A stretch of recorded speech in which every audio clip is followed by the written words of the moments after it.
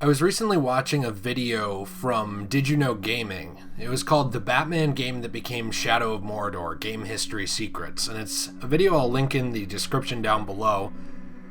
They're much bigger than me, but I still think it's important to shout out sources and places you get your ideas from. And watching this video actually really made me think about something that would improve the Batman Arkham series.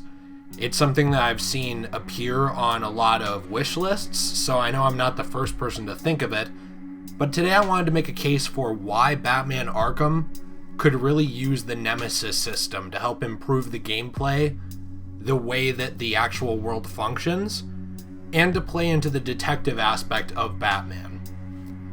So, starting off, I kind of wanted to show you Batman Arkham Knight. It's the newest iteration of the Arkham series. I'm sure if you're watching this video, you've played it. It's a massive open world, sprawling with enemies to fight, but probably one of the biggest downfalls, in my opinion, other than the over-reliance on the Batmobile in this game, because I know that bothered a lot of people, even more than it bothered me, because I still really like the game. But one of the biggest issues other than that, I think, is that there's really no post-game to this other than the Season of Infamy, and there's really nothing to do with these enemies. Now, during the core game, this still holds true. Enemies themselves, like thugs, even gang leaders, they don't really seem important in any way. And what I mean by that is there are characters that are designated as leaders in this game. There's not a lot, but there are some of them. There's obviously the lieutenants for the militia that drive around in their APCs.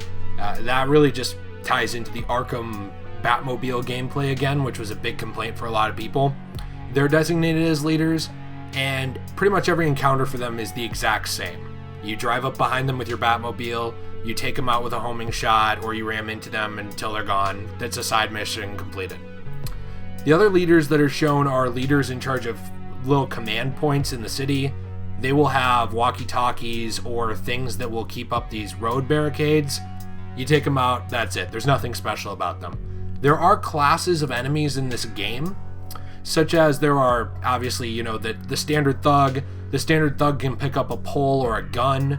There's also the big, huge guys who have shields. They're a little more special because you have to take them out in specific ways. There's ninjas, people with tasers. Yes, there are specific enemy types in this game. However, if they fall within that enemy type, there's nothing unique about them. One of the best things about the Nemesis system, if you understand how it works from Shadow of War and Shadow of Mordor, is that it makes enemies feel unique. Yes, there are all of these enemies sprawling around that are of a specific type. So, for example, there's ranged, archers, and they're the same. There are enemies who are just big Ologs. They walk around, they're the same. But when it comes to the actual captains and the actual generals in the army, they're completely different. These leaders all feel unique. The orcs are procedurally generated, the generals and captains at least, and it makes them all feel special. You come across one in your game, I'm not going to find in mine. It's possible that I'll get the exact same randomly generated orc or Uruk, but it's just rare. And it makes it so there's a lot more variety. Different playthroughs of Shadow of War and Shadow of Mordor feel different. It feels like you're going up against completely different armies. And there's very specific weaknesses and damage types that affect each one. Let's use Kuga the Prowler as an example. He's a dark marksman, he's vulnerable to stealth, so that's one of his vulnerabilities. He's dazed by stealth, so he becomes disoriented. He's a marksman class. There's special stats to this and things that they can do. He can perform a power shot, a quick shot. He has a tribal bonus with dark strikes. He has a class bonus, he has a crossbow. These are all specific to this character. He has greatly increased health because of an epic trait that he has. And yes, there are other characters that will have those traits, but they will be mixed and matched among them, creating unique encounters and unique enemies to go up against in Shadow of War. Batman, however, doesn't have this. It has specific boss fights against certain bosses, but even a lot of them fall under archetypes of characters, and it will have I guess, a type of interaction with a certain type of enemy. So shield guys are all the same. That's a type of interaction. Guys who pick up guns, they all operate the same way. That's a type of interaction. Those things will be turned on their head a little bit when you start encountering big enemies with guns, or maybe enemies that are big with shields, but again, they don't ever get super creative with it in Batman. They do what they can with the system they have. But that's why I think that this would be a much improved system. Also, consider who Batman is as a character. Pretty much every competent modern day interpretation of the Batman character is of a great detective.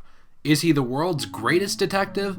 Up for debate, but he's certainly portrayed as one of them in DC Comics, in the animated films, and in the live action films, at least the ones that try to be connected to the comic book source material. So the Nemesis system does work really well with who Batman and Bruce are.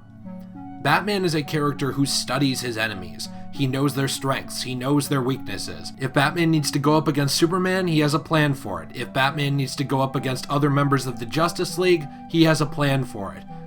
Take Two-Face. He knows Two-Face's strengths and weaknesses, he knows his psychological weak points, he knows who he is as a person, and what his abilities are. This fits extremely well with the Nemesis system, especially because the Nemesis system will have elements of psychological profiles in it, considering that it has enemies do things like run away terrified at stealth, or maybe get enraged by being attacked because they have this deep-seated hatred of being hurt. These are things you could very easily work into a Batman game, considering that he already is dealing with these psychological concepts, along with the ideas of being one of the world's greatest detectives, if not the greatest detective in the world. Now, I know what you're thinking. There's a couple of problems with this idea, and I definitely want to cover those too. The first is the idea of Talion in Shadow of War and Shadow of Mordor. He's able to come back to life. He doesn't stay dead. So Batman can't attack a Nemesis, be beaten by them, and then come back to life and re-challenge the Nemesis, with that Nemesis gloating about the defeat. Batman, however, could have the enemy escape. Or maybe there's a knockout feature. I'm not really sure. WB Games would be the ones to have to tackle this issue. But there are ways to let the enemy get away and still stay the same strength or become more powerful. The other issue is that Batman typically doesn't work with criminals, does he? However, that hasn't always been the case. Batman is fundamentally a criminal. And that's not a dig at Batman, the man's a vigilante. So we're starting off on that foot. But he hates killing. He has had a history before, in at least one interpretation, of working with members of a gang towards a common goal.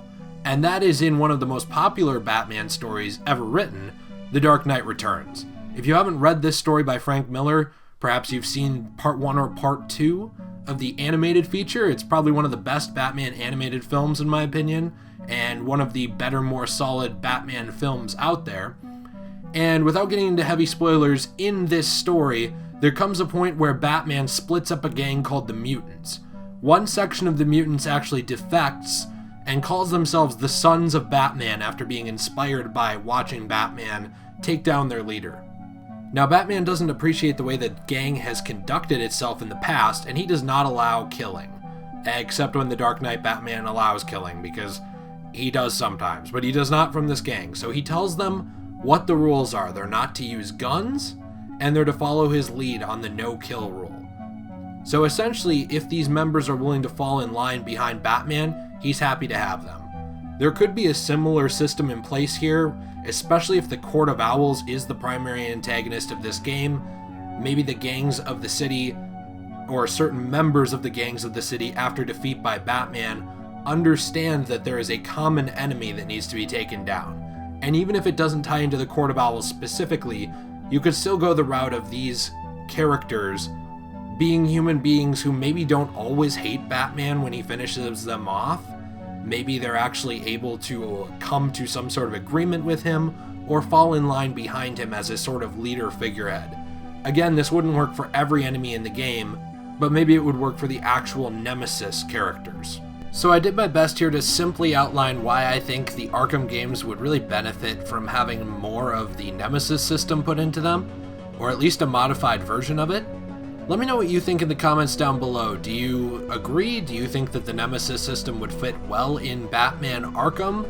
Do you believe that because WB Games published both games that it would be easy for them to be able to move that over? What are your opinions? Let me know in the comments down below. Please like the video if you enjoyed, subscribe for more content. I try to post as much Arkham stuff as I can along with other DC, Marvel, video game, superhero, and even TV and movie stuff, and toys and games. So I'll see you in the next one. Have a great day. Peace.